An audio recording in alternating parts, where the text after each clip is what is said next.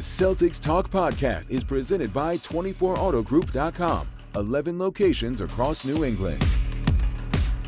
What's up, everybody? Postgame Pod coming to you after the Celtics take down the Washington Wizards 122-102, and it really wasn't as close as that suggests. Washington hangs for about a quarter. Jordan Poole had a frisky little first half, and then Celtics take care of business to improve to 2-0. 82-0, still alive, still very much on the table for the Boston Celtics, who are just pretty dominant out there right now and showing no signs of letting up even after an emotional opener.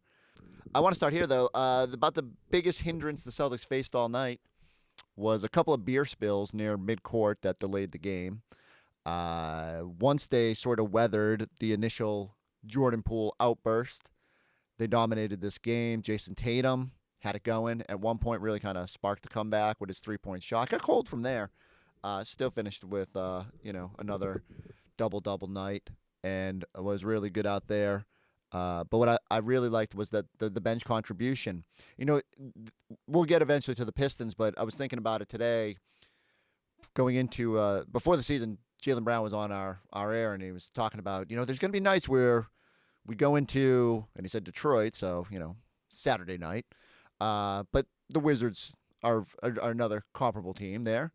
There are going to be nights where we're going to go into those places, and we're going to need our bench, and we're just going to let Peyton Pritchard go off for 30, and we're going to let Sam Hauser cook. Well, Sam Hauser didn't play in this game. Back soreness that held him out. Peyton Pritchard did his thing, including a ridiculous, I would say, 80-foot heave that came just after the buzzer, and it's too bad because he could have added another one to the collection. But the bench guys were great, and actually at one point I wrote it down, like when the I hate to call it the main Celtics, but like the end of the bench guys rolled in with 8:04 to go. The Celtics were up 113-83, and the bench was just like outstanding. Contributions from Peyton, from especially Neemias Queta. So Al Horford only plays 20 minutes in this game. Neemias Queta gets thrust into a larger role, probably a larger role than I thought he would see at the start of the season. Some of that is no Sam Hauser. You're one bench piece shorter. Joe wanted to go with size against a Wizards team that didn't start with a whole lot of size. And Queta was great. He was active. He was springy. He still sometimes loses his way, whether it's like, just being in the wrong spot offensively or, losing an assignment on the defensive end. But, I mean, for what amounts to your third center, I thought he was just really good in those minutes. And, like, look, he proved it last year. That stretch there where there was no Porzingis and no Luke Cornett. Queta probably played to a level that got him the job, elevating from the two-way deal up onto the parent roster. But this is another step forward where even if you're just trying to bring Al along slowly and you want to mix it up a little bit. They did have, I think there was a stretch there where they went with a Queta Al lineup, maybe just to get a look at being super big out there. But a solid job for Nemi to be ready for that moment and to do some good things. I think he ended up getting our Tommy Award tonight. So Joe was reluctant at times last year to go very deep in the bench.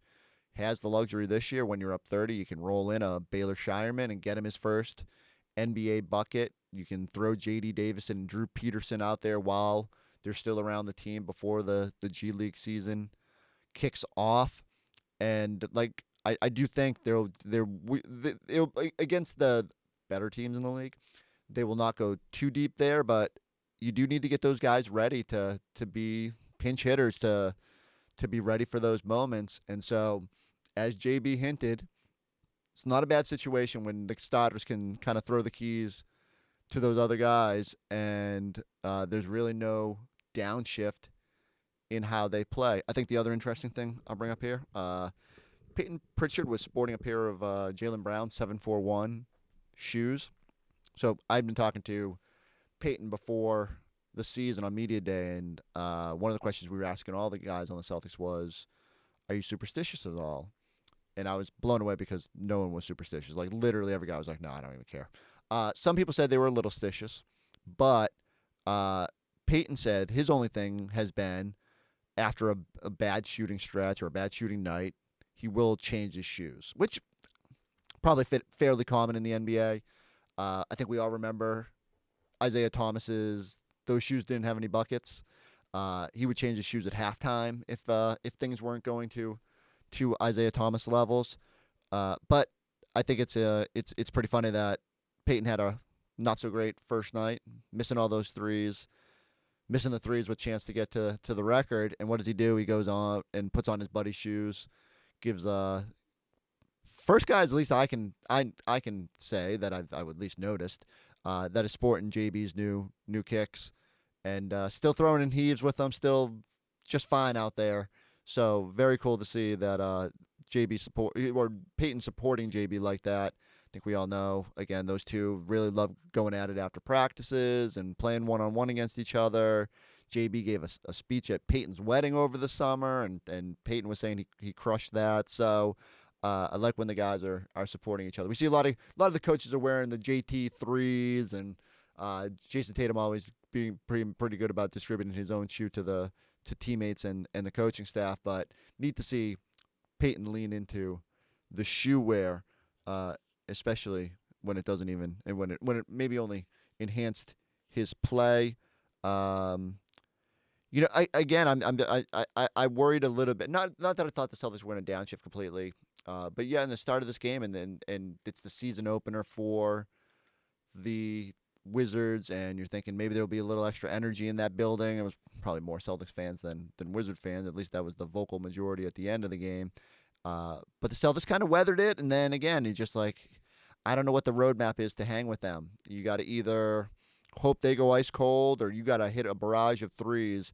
And unfortunately, the Wizards did not have the personnel to keep close. And once the Celtics just sort of accelerate, and once you got to go to your bench, and once your main stars are struggling, I don't know how teams stick close. And man, it's just like the Celtics are on a different level. And I'm kind of looking at the schedule now, and Pistons will be a little frisky. They'll be at home. Cade Cunningham has always played against this team well, but it's just I keep wondering when the first real adversity these Celtics are going to hit. Milwaukee comes to town next week. Maybe that's it. But real chance here. I kept saying people were worried. Had a couple people tell me coming into the year they thought maybe they'd be a little up and down to start, and I'm thinking, I don't know if I feel that way. I feel like this could be 2008-09 all over again. And not only are the Celtics better and deeper and motivated, even coming off the championship, but I just thought the schedule was going to kind of help them early on. Hasn't always been that way. It feels like they've really kind of had a tough slate out the gates, and there'll be challenges here along the way, but you got to take advantage of the matchups that are out there. And between this and the schedule, and then the IST games coming up, or the NBA Cup, whatever we're calling it this year, I'm telling you, I'm going to keep saying it as a joke. 82-0 is still on the table.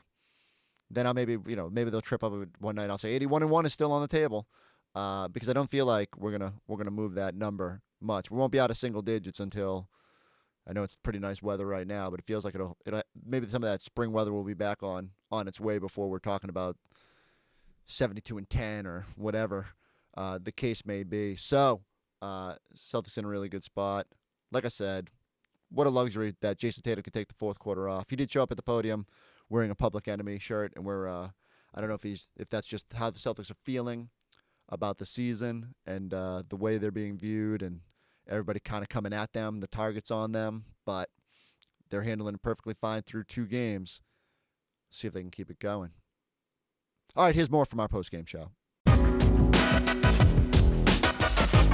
Once again, the Celtics win a game by 20 points, a game that was not even as close as the final score indicates, Eddie. No, it wasn't. At first you were thinking, man, okay, are they sleepwalking in D.C.? Is it the banner night, ring night, beating the hell out of the Knicks hangover for a second? Jordan Poole was going crazy. It was a pool party for a second. Then all of a sudden they just turned it on and they started rocking and they started moving the ball, making sure they did what they were supposed to do. And even though we thought they were sleepwalking, they was up 10 at halftime. Yeah. And then that third quarter. That third quarter. That third quarter. I mean, it started middle of the second quarter. If you want to go back to it. But 34-19 in that third quarter, I mean, that's where they really just said, hey, we're different here. Yeah, I mean, the Wizards were actually up 51-49, and then the Celtics won on a 58-24 run. That took you from the middle of the second quarter to the start of the fourth quarter, where they just totally dominated Washington. They did. They had 14 rebounds, 8 assists on 13 field goals. I was talking about the assist at halftime. Only had 9 at half. And then only 1 turnover. Didn't turn over the basketball in that third quarter. To me, it's all about they started moving the ball. Then they took their time when they got the matchups that they wanted. Right there, Jordan Poole too little. Right here, I'm just better than you. I don't care about the baseline help. I'm still going to get it up. And then right here, just Jayson Tatum doing Jayson Tatum thing, knocking down threes. Shot looks a whole lot better. It's coming off of his hands a lot quicker. He doesn't have that dip that he used to have. And that's the one thing, because I was like, I don't know what was wrong with his shot, because he was making shots. But now that I'm starting to look at it and see him take more and more shots, he doesn't have that dip and he doesn't bend so much. It's quick, boom, and it's out of there. So it's giving him it's a lot easier for him to get it off quicker. And, I mean, good luck for everybody else. 25. And that was 25 points for Jayson Tatum, who once again did not play in the fourth quarter. Jaylen Brown, meanwhile, leading the way with 27 points. He's standing by with Abby Chin. Jaylen, not a bad way to spend your birthday. According to Dick Life, you played three times on your birthday. You scored 20 plus in all of them. But as for tonight, what kind of mindset challenge was this? We just had to carry over from the first game. This is our first road game, so being able to come out and be aggressive. We started off a little slow, but we stayed the course and was able to get the win. Yeah, return to your standard on offense in the second half. What changed?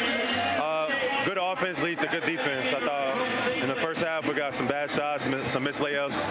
Part of that was my fault. We cleaned it up in the second half. Peyton, once again, I know it didn't count. You guys go one-on-one a lot in practice, but how much time does he spend in the gym just throwing up heaves? Peyton is a dog, man, but I think tonight it was the shoes. The shoes he had on, I think, made the difference. He needs some of your shoes, the 741. That's what he had on tonight, so I think that's what made the difference. That shot, I think that was the shoes. Before I let you go, everything that you've accomplished in these 28 years, could you have manifested anything better? No, it's been amazing. I think everything has gone according to plan, and all praise to the Most High, man. I'm so grateful. I'm grateful for everything. I'm grateful for all the highs and the lows, all the people that's been on the journey with me. Shout out to you guys, and I'm looking forward to the next 28. And let's have a great season. So are we. Jaylen, thank you. Thank you. All right, so again, Jaylen Brown with 27 points. We got Drew and Scal joining us now. And let's just start big picture, because you guys kind of referred to it there, Scal. It's hard to be up by 30 points in the NBA on any team, and yet they've done it in 2 games so far this year. I think it's their defense that sparks their offense, their versatility offensively. There's so many different ways they can go. And then there was one section where 3 guys walked off the court, and you're like, okay, well, maybe we can make our run. And then Jaylen Brown, Derek White, and Kata walk on the court. So where do you go with the depth of this team? So, yeah, very impressive. I think the NBA will continue with a microscope to trying to find out a weakness in this Celtic team. Washington, they came out and said, you know what, we're going to try to take away the 3. And eventually that ran out too. So it's going to be interesting to see all these teams try to find, the way that you can try to beat this Boston Celtic team. If Nikola Jokic watches the Celtics, which I'm sure he doesn't unless they're about to play, he's watching horse racing or something. But if he did, he's got to be like, come on, man, you kidding me? When I go off the floor, my team is -10 per 100. Meanwhile, when the Celtics' best players go off the floor, they bring in waves of really good NBA players. The team is just loaded, Giles, and they are so connected. It's incredible. It's like if it were possible for them to be more connected than they were last year, they are. You know what's a trip, Scal, is that, you've been on great teams, championship teams that compete for championships, right? They came out slow, right? And that was the one thing that I was worried about. Like, is it going to be a hangover from when, you had banner night, you got your rings, you went out there, blew the brakes off of the Knicks. Now you go to play the Wizards, you on the road. Is there going to be a drop-off? And at the beginning of the game, it was a pool party. They was out there hooping. He was out there feeling good. Then all of a sudden, when the dust settled, you could see that this team is on another level. And especially in that second quarter, 34-19, they were able to lock down. They was able to share the basketball. They were defending. And to me, what is the league going to do with this team? Because you try to take the 3 away from them, they can still share the ball and get to the hole. They can do all of those things. What do you feel like? What is the recipe? Is there a recipe? Yes. Yeah, I used to think it was like hard-nosed physical defenders kind of playing in your space, trying to speed up Brown and Tatum, make them take tough shots with an elite shot blocker at the rim. But they're not buying that anymore. They just move the ball and go get wide open shots, and the role players are not afraid of the moment. And I say role players like Holiday's a Hall of Famer, but he's going to be a role player. Derek White, Peyton Pritchard, when Hauser's healthy. Like, they just got waves of guys that can knock down shots. So as of right now, listen, Eddie, I'll let you know if I see one, but as of right now, I don't see one. So I know you guys are coming off, of course, the championship, and you guys are still hungry. And, of course, other teams in the league are looking to come for you guys. What would you say is going to be different this year than last year to make you guys get that second ring? I think having the same mindset of we approach every day the same. We just try to get a little bit better. We respected every opponent. We respected every practice day. And I think it paid off in the end. And, it's going to be tougher this year, obviously.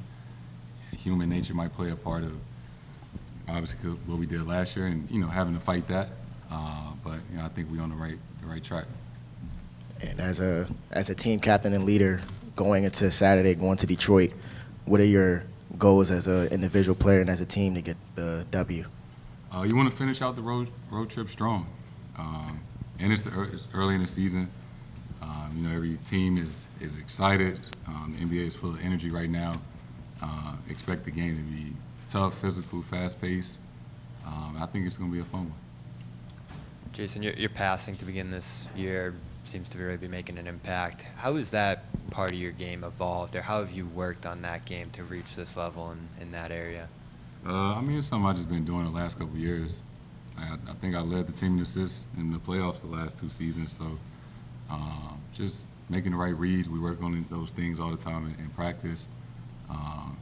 So just finding the advantage that we have, and simple, I just make the right play, find the guy that's open. And Joe said, you put it on yourself to dominate all the aspects of the game coming into this year. What did you want to do in terms of, setting a tone for this year in terms of your play?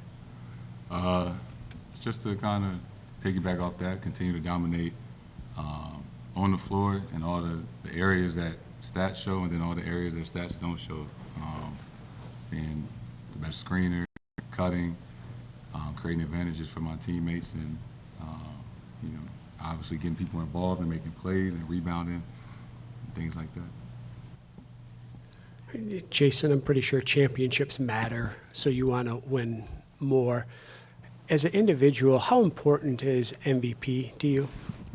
I think just as a kid, you set a lot of goals for yourself. And I've been very fortunate enough to check off a lot of boxes of things that I wanted to accomplish, things that my favorite players accomplished. And, saying that MVP is important to me is not in the way like taken away from the success of our team. Every guy that's ever won MVP has been on a championship contending team. If you're an MVP, you're dominating, you're efficient, you're playing the right way, and you're impacting winning. So you can do both. Championship is the most important, but, being the best version of yourself along the way is important as well. Given the length of your season last year, playing in the Olympics, where did you find the time? How did you find the time to work on your game, that you might normally do? After the Olympics, I took some time off, and then a few weeks before training camp, and I think I had a really, really good training camp as an individual, working on my body, working on my conditioning, and as a teammate, I feel like we had a really great training camp, preseason games, and then those practice days. Jayson, you used to this has got 4 or 5 movies. There are 19-year-olds coming at you. You were just a minute ago, you were 19. Are you kind of used to your age, guys like Sarge and everything like coming at you and trying to prove themselves against you? What kind of that make you feel? It really just shows how time flies. you know, and guys coming in the league at 19 and probably been watching me play in the league for 7 years.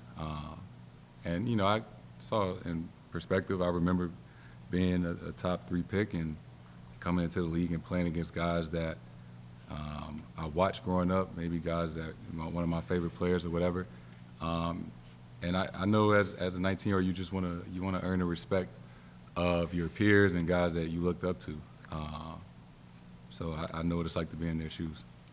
Is there a part of you likes like the welcome the NBA moments, like what, like your matchup with Sarr a few times and had success? Like you kind of like, you know, show them like this is what it's like up here type of thing. I mean, I'm not like going after him because he's a rookie. But it's also, you know, it's part of like,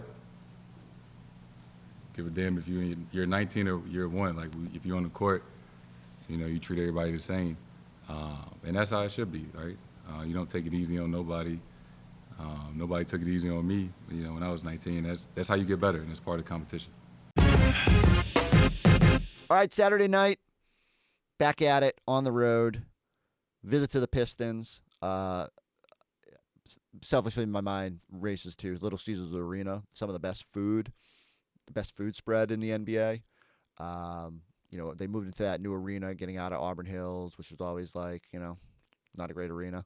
And all the pizza you can eat. Good buffet. I'm stalling because I don't have a whole lot more to add to this game.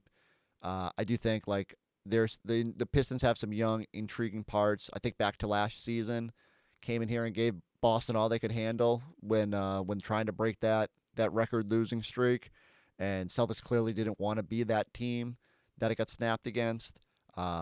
Cade Cunningham is going to evolve into a legitimately elite player, and so Celtics got to bring it. They got to. I'm eager to see just how much they can turn it up defensively against an elite player like that. What kind of different looks they can throw? Who wants that challenge? Does Jaylen Brown say like this is one of those matchups that can get him to the all defense squad?